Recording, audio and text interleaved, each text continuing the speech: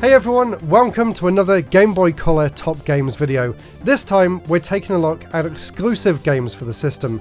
These are the ones that came in the clear cartridges that can only play on the Game Boy Color. Starting off with number 20, which is John Romero's Daikatana. And I'm sure some of you may be familiar with the PC and console game, which was a kind of bad, let's be honest, first-person RPG action adventure kind of game. The Game Boy Color game, on the other hand, is fantastic, and it's really interesting to see even the reviews back in the day much preferred this version of Daikatana over the proper full-featured, big-budget PC game that inspired it. This one is a really interesting top-down Zelda-style adventure game, and that was actually John Romero's wish, that this was based on Zelda Link's Awakening, which was one of the best games on the Game Boy Color. If you watch my previous video, I think I put it at number 2 or 3. So, amazing game. Why not take inspiration from the best of the best? And this is actually a great top-down adventure in its own right as well. It's got a really interesting time travel premise, and there's a bunch of different weapons that you can pick up, and it's very fast-paced. It's even more fast-paced than Zelda. It has a few puzzles here and there, but nothing too complicated. And interestingly, I actually met John Romero at a show last year and asked him about this game and what his involvement with the game was. He said that the game was mostly left up to a Japanese company, and basically what he did, he told them to make it like Zelda, and he also reviewed the script to see whether it fit his initial ideas and concepts for the game. So really interesting to hear that from the developer himself as well.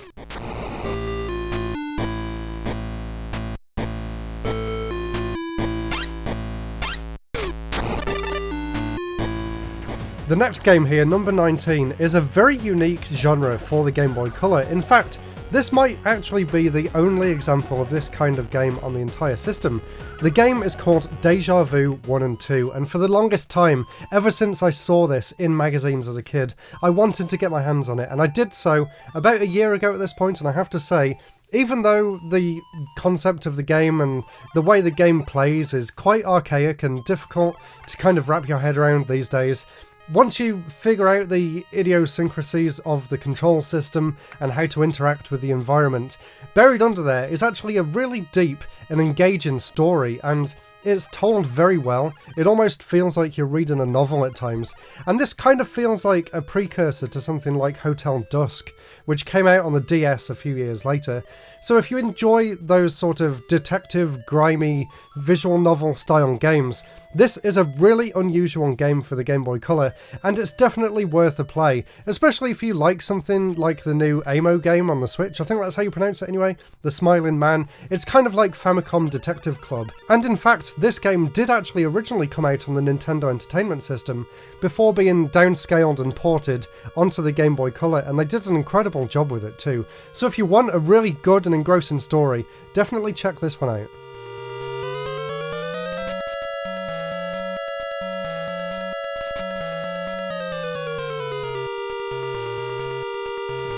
I've tried to mix the different styles of game up in this video, so next is one of my favourite puzzle platformers for the system. This is one that's actually getting a re-release fairly soon on the Chromatic, so look forward to that updated version of the game.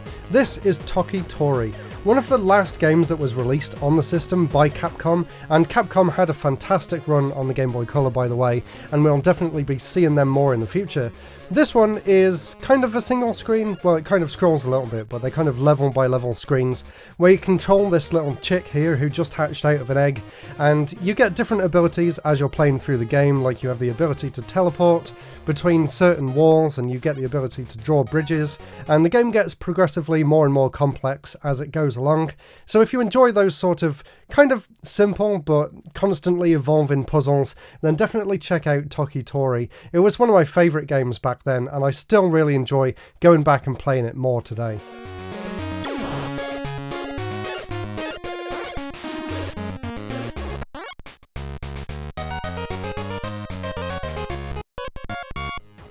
Maybe you want a game that's a little bit more relaxing though, and that's where this next game comes in. This is Harvest Moon 3 for the Game Boy Color, and I included Harvest Moon 2 on my previous video, and this one's basically more of the same, although they did improve some things. The graphics are improved, There's a few more different shops, there's a new world map that you can explore, and different animals and things as well. And obviously there's the marriage system, there's the ability to work with your partner who also works on the farm, doing different duties.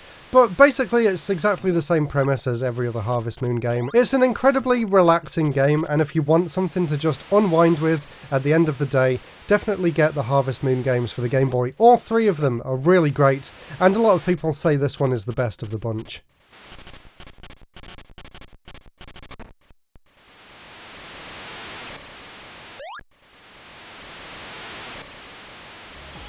Now, I said there was going to be more Capcom goodness in this video, and this is Resident Evil Gaiden, one of the last games released on the system, and it was released in very limited quantities, so I'm very happy to own this complete in box physical version right here. And the game itself is actually really good as well, way better than it has any right to be for the Game Boy Color, if I'm quite honest. I've actually played through this game entirely twice now. Once I actually played it through on stream with my girlfriend at the time, who's now my fiance, and we both absolutely loved the game. Unfortunately, I lost all of the footage because this was when I was first figuring out how Twitch works, and I didn't realise it didn't save the videos after they'd been recorded.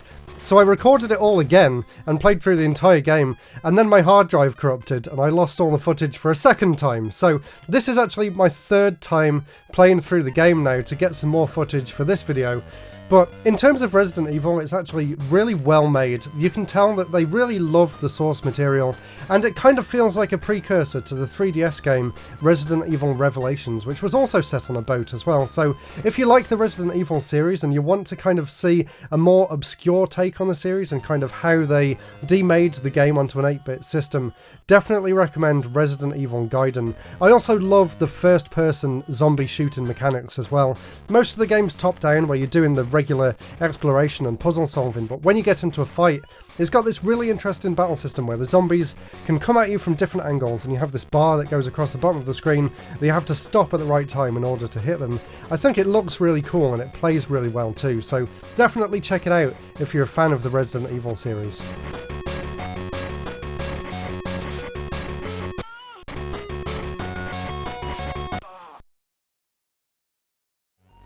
Now, for this next one, I'm going to be honest with you guys and girls, and please don't unsubscribe when you hear this, but I've never properly played a Metal Gear game, whether Metal Gear Solid or the original, but I had to include this one because it is a technical marvel. It is, according to most people out there, one of the best games on the system, and from the little amount of time that I have played, I've really enjoyed my time with it, and I definitely want to play more of this, and I also want to experience the series as well, so that will happen one day. So the game in question is Metal Gear Solid, also known in Japan I think as Ghost Babel, but basically I think this is kind of a spin-off, so it doesn't really fit into any of the storylines. Not that I know what the storyline is, and I was always put off playing Metal Gear for the longest time because I hate stealth games, but I really feel like I should give it a go and just get over my fear of playing slowly. I don't know what's wrong with me. I need to check them out. The stories are apparently incredible. But what I like from what I've played of this so far is the way it looks is great, the way it feels is fantastic as well, and it's got the little radar in the corner so you can always see where all of the guards are as you're going through the levels. And the levels themselves seem like they're kind of split into bite-sized portable chunks as well, which is great for this style of game. And even though it is still a slow-paced style of game, which I don't really enjoy that much, because the levels are so short, I can kind of feel like I'm still making fairly swift progress as I'm going through. I haven't really been paying much attention to the story yet, but I assume if you're a fan of the series, the story's pretty good too. And the other thing that I like about this, and I think is part of the other games in the series as well, is the VR missions. So they're kind of like training missions and training modes where you go through these different stages and do different sort of trials and get high scores and things like that. So it's a nice little break from the main game. But yeah, really impressive game for the Game Boy Color, and I kind of wanted to use this time to apologise for not experiencing this series yet. It's definitely something that I'm planning to rectify at some point. Let me know in the comments below whether I need to start with the first game or whether I should start with one of the collections or play them on the original hardware. I honestly have no idea about the series at all, so let me know where I should begin. Let me know what you think I will think of the games, and I will definitely give them a try in the new year.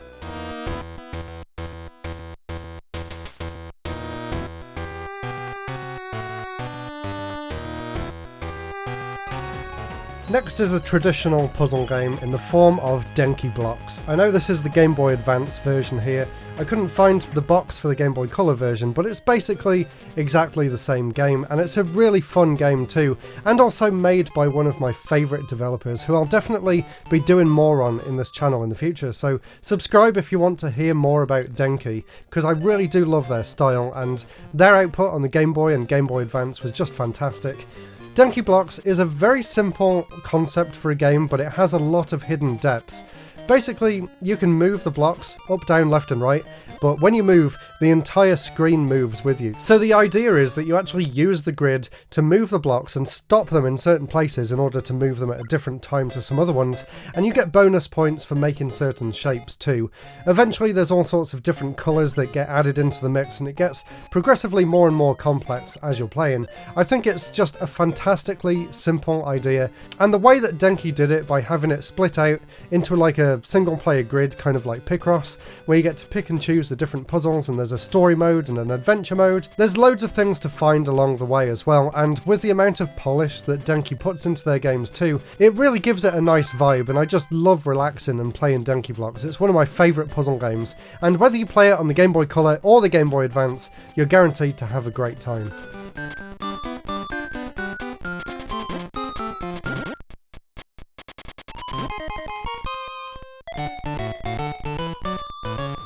Next is Micro Machines V3, and I just love the Micro Machines games. The physics are always just absolutely fantastic, and this one includes a range of different vehicles, from sports cars to Formula 1 cars to tanks that actually have shootable cannons that you can use to fire at the enemies.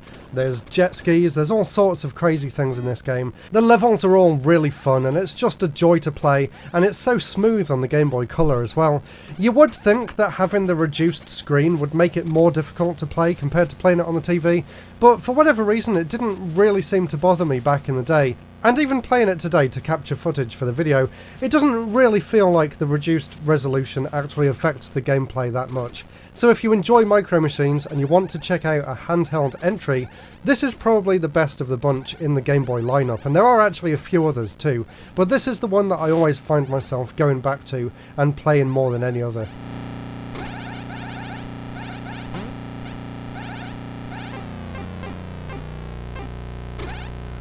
Next is Crystalis, which is a fantastic top-down action-adventure game. Again, like Daikatana, it's in the Zelda mold, but I actually prefer to think of this game kind of more similar to Nintendo's equivalent of the Master System game Golvelius.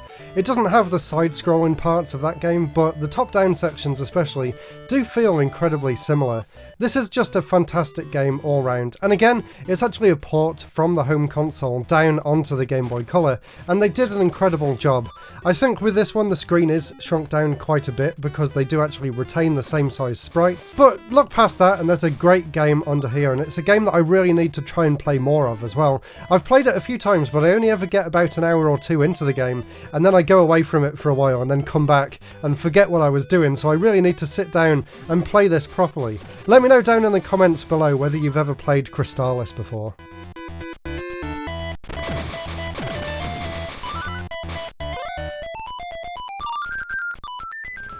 Now for another puzzle game. This one is QIX Adventure, and before I tell you about the game, this has by far the worst translation that I've ever seen in any game. It is honestly, the first time I played this, I was just laughing out loud at the fact that nothing any of the characters say makes any sense whatsoever. There's apparently a story mode in this, an adventure mode as the game title suggests, but I cannot make heads or tails of the story in this game in the slightest. It's just complete gibberish. But forget about the story, the gameplay is where it counts, and the gameplay is incredibly addictive.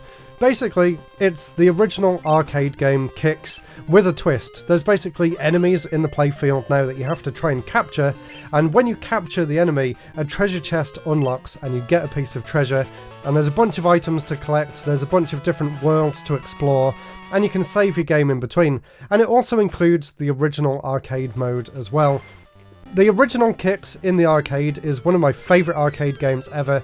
Definitely one of my, I'd say, top 5 Taito games. So when I found out that it had a complete colour overhaul, complete with brand new graphics and music, and actual enemies and things to interact with, I really enjoyed my time with it, despite the insanely incomprehensible storyline. So definitely give it a go if you like puzzle games. It's definitely one of the best on the system.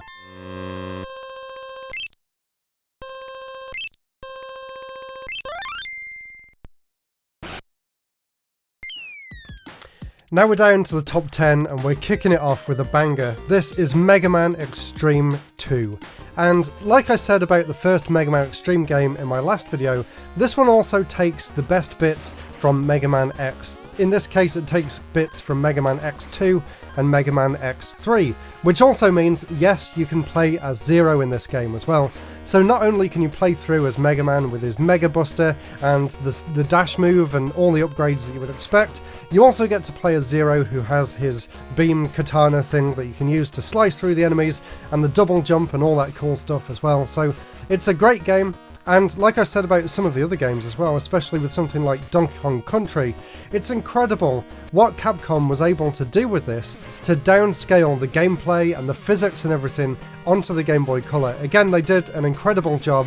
It's one of my favourite platformers for the system, and I've never actually managed to complete this one, but I have been thinking actually of playing through all of the Mega Man Game Boy and Game Boy Color games.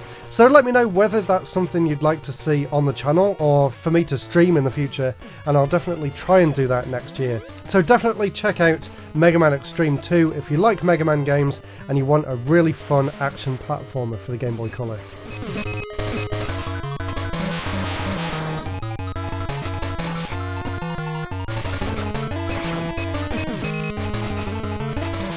Next is Donkey Kong Country, an impossible port onto the Game Boy Color. They did an incredible job downscaling the Super Nintendo game into the portable system, and I played this so much as a kid. You would not believe how long I spent playing this game back in the day. Every single day after school when I wasn't playing Pokemon or Bubble Bobble, it would be Donkey Kong Country, either at home on the SNES or here at my grandparents' house on the Game Boy Color, and it's an incredible version of the game. It plays incredibly well, and unlike the previous 3 Donkey Kong games, the Donkey Kong Land games for the original Game Boy, this one doesn't suffer the same issue where it's kind of hard to differentiate the sprites from the backgrounds, because of course this time everything's in full colour and it's a lot easier to see what you're doing, and there's a lot less kind of weird flickering going on with the pixels and the way the screen's made up, so it just feels a lot more cohesive, and it honestly feels just as fun to play as the Super Nintendo game, and unless you're comparing them side by side, it really is as close as you could get to a console perfect game on the go. And playing it again to capture footage for this video, I am just so impressed by the talented programmers that managed to pull this off. It really does feel just as good as the Super Nintendo game.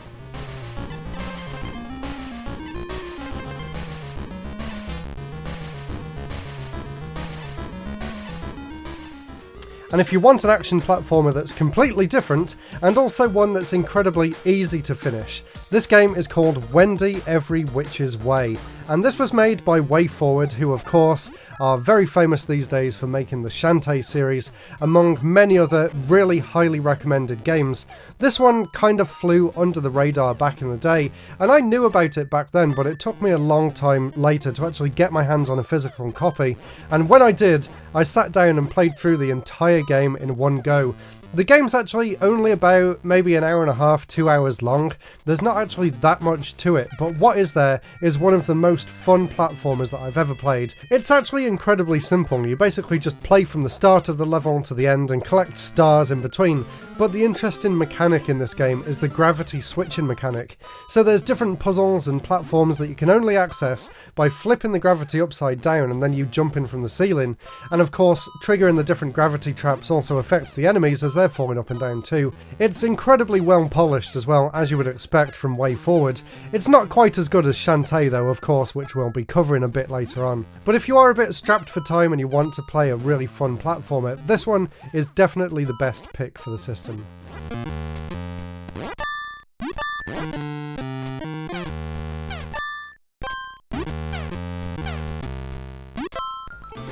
Next is a game that's very relevant at the moment actually, because the HD 2D remake just came out. That is of course Dragon Warrior 3, also known these days as Dragon Quest 3, but back then it was Dragon Warrior, and this is, in many people's opinion, the definitive way to play Dragon Warrior 3. Again, it's a port of a NES game, but there's actually a lot of things they did to improve the game here. It plays a lot faster for one thing, and the graphics look a lot nicer too, and it really feels like it suits the handheld form factor. In fact, this was one of my favourite RPGs for the longest time, and I haven't had a chance to try out the HD 2D version just yet, but it would be really interesting to see how close it is to the original, and it's also really cool to see it come back onto a Nintendo handheld after, what, 25 years since this one was released. It's everything you could want from a portable Dragon Warrior game. I know I included Dragon Warrior 1 and 2 in my previous video, but this game's like bigger than both of those combined. It really is an epic adventure. It's got all of the traditional Dragon Quest things that you know and love these days, and it has a really interesting mechanic where you can actually recruit different party members as well. You don't actually go out and find them throughout the story, you actually get them right from the beginning, which is a really cool thing in this game too. So there's a lot to love here, and even if you've only played the new one, I still think it would be really interesting to go back and experience the original, and to see what a remake onto a handheld system was like back then as well, if you want to compare it to the NES one that came before that. So really interesting game. Again, a very late release for the Game Boy Color as well. In fact, on the box here it actually says also compatible with the Game Boy Advance, which is also true for a lot of these other games as well. They came out during that sort of crossover period, and some games could actually tell whether you were playing the Game Boy Color game in the Game Boy Advance and give you some extra features as well. Like if we go back to Wendy for a second, in this game if you played it on a Game Boy Advance you could actually unlock some extra levels that weren't available in the Game Boy Color, which is really interesting, and it gave people a good reason to still buy Game Boy Color games even after the Advance had been released. And I always found it really strange that there wasn't a Dragon Warrior game, at least not a proper RPG or one of the Monsters games, on the Game Boy Advance. There was loads on the Game Boy and Game Boy Color, and then the Game Boy Advance had nothing outside of, I think, that one Rocket Slime game that came out for it, which apparently is really good, but I've never played it before. But anyway, Dragon Warrior 3, definitely one of the best games in the entire series. Definitely check it out if you like traditional RPGs.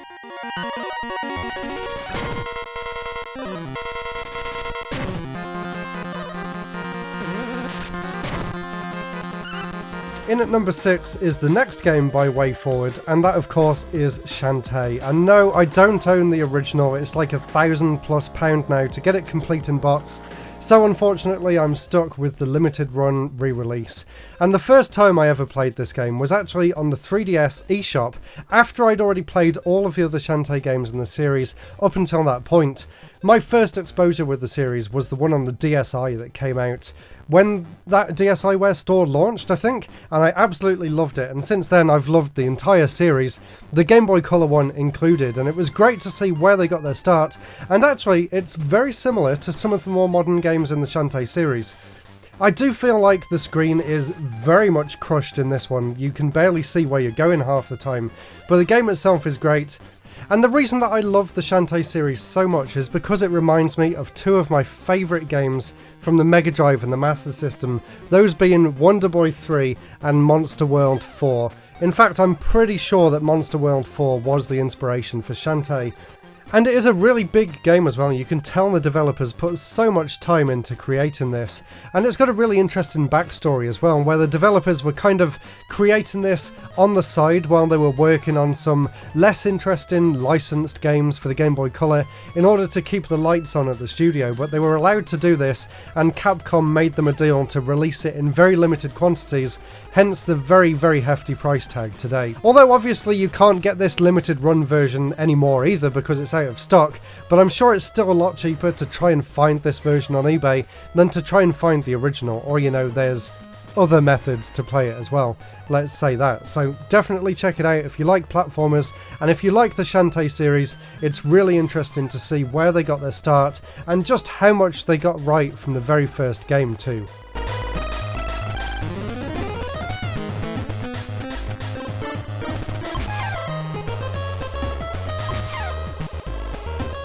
Next is Monster Rancher Explorer, and when I first saw this game I didn't see any screenshots, and I first thought when I saw this cover it would be something similar to Dragon Warrior Monsters or Pokemon, so imagine my surprise when I put the game in and entered the tower at the start of the game and found out that this is actually Solomon's Key, which is one of my favourite puzzle platformers of all time, but it is not what I was expecting. And I was actually quite pleasantly surprised that it wasn't another traditional monster raising kind of RPG. It was a really nice surprise, and I think I included one of the Solomon's Key or Solomon's Club games on one of my original Game Boy Top Games videos as well. This one's very similar to that, just with the addition of colour, and there is one thing that kind of bothers me about this game, but when you play it on an emulator, you can of course customise the controls to your liking. In this game, up is jump, and for whatever reason that keeps throwing my mind off because I always keep pressing A to jump, and instead I end up firing my weapon or deleting one of the blocks that I put down. So my recommendation is get this game, extract the ROM, or get the ROM, you know, however you want to do it, put it into an emulator of your choice and change the controls so you can actually use the 3 buttons at the bottom of the controller to jump, create blocks or use your weapon. So doing it that way makes the game a lot more enjoyable, and this is just a great version of Solomon's Key. In fact, it's probably my favourite version.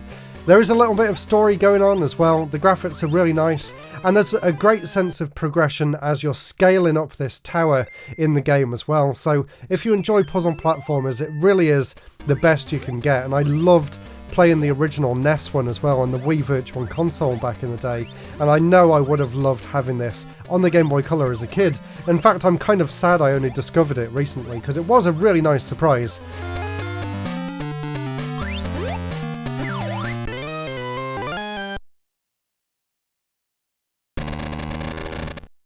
Next is Lufia: The Legend Returns, and Lufia is actually one of my all-time favourite RPGs. The second game here on the Super Nintendo is just an absolute masterpiece. So when I found out that there was one on the Game Boy Color, I knew I had to track it down one day, and it's been a long time coming.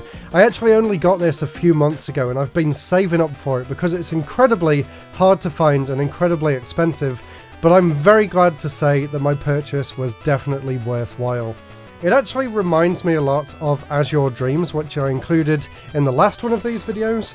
It's very much a more roguelike dungeon crawler style game than the original, which is a much more sort of linear style JRPG progression. It actually has a few enhancements over the SNES games as well. The battle system seems, so far at least, to be a lot more intricate and complex. You can basically get a cast of different characters and you arrange them on this grid, and depending on what colours they have and what numbers they have, and you can basically use these numbers and these positions on the grid to your advantage and give yourself different upgrades based on who's in your party. It's a really complex system, and there's over 200 floors in the main dungeon for you to try and explore. And I was a little bit worried at first that the dungeon would be the entire game, kind of like it is with As Your Dreams, but there is actually a lot more to it as well. There is still an overworld map, there's a bunch of different towns to explore, there's actually dungeons outside the main tower dungeon as well. So I am incredibly happy with this game, and I will definitely be playing more of it in the future. Let me know whether you've played it before or any of the Lufia games, and let me know which one's your favourite as well. And like I said, the second game is just absolutely phenomenal. If you've got a SNES and you want a good RPG to play, this one has to be in like the top 3 on the SNES and maybe like the top 5 of the entire generation. It is that good. But Lufia 3 is definitely one of the best JRPGs on the Game Boy Color.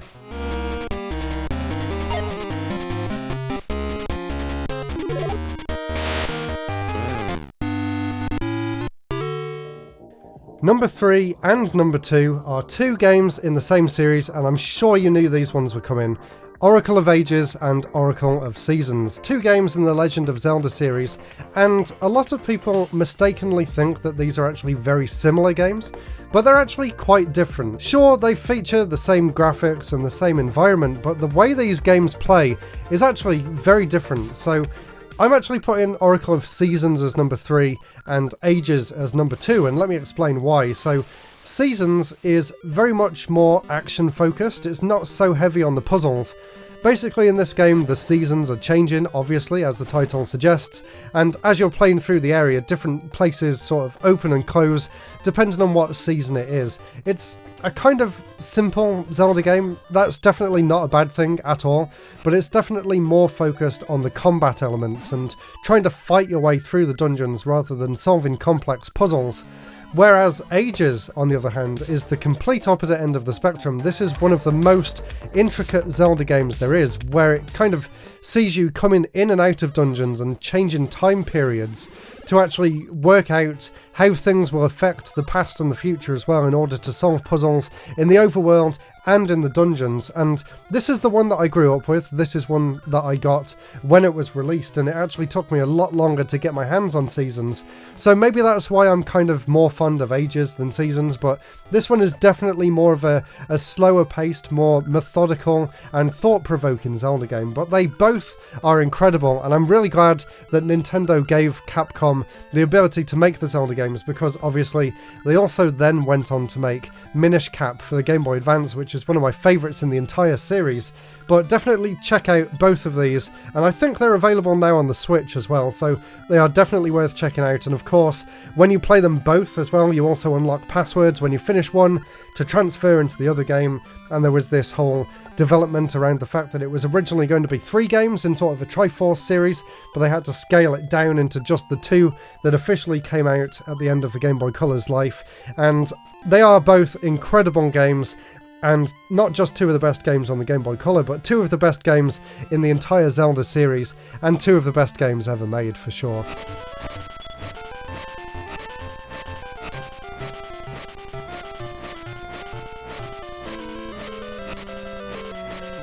But there is one game, of course, that beats those, and I don't actually have it here to show, so I will go and try and find it and come back in just a second. Well, I don't know where it is, but obviously the game in question, number 1, the best game on the Game Boy Color and the best game of that generation, is of course Pokemon Crystal. I found Gold and Silver, so Pokemon Crystal. There we go.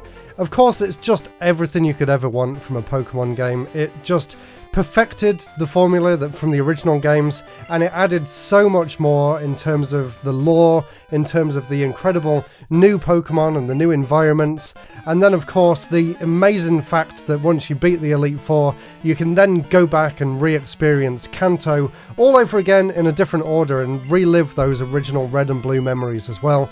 And there was a load of great improvements for Crystal in particular as well, like the Battle Tower, like being able to play as a female trainer as well as male. And my personal thing, as a kid, I really loved the way the town names came down on different designs for each area that you went into. I just thought it was a really nice little attention to detail, and still to this day, Crystal is probably my favourite Pokemon game in the entire series. I really enjoyed Heart Gold and Soul Silver as well, that generation's remake on the DS, but there is something about the sprites of the original and the original soundtrack that are just so incredibly nostalgic to me, and probably to a lot of you watching as well.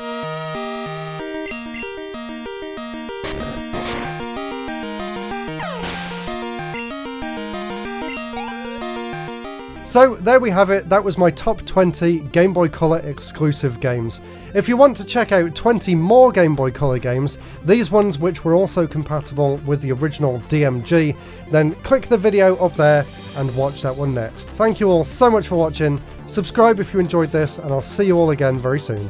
Goodbye.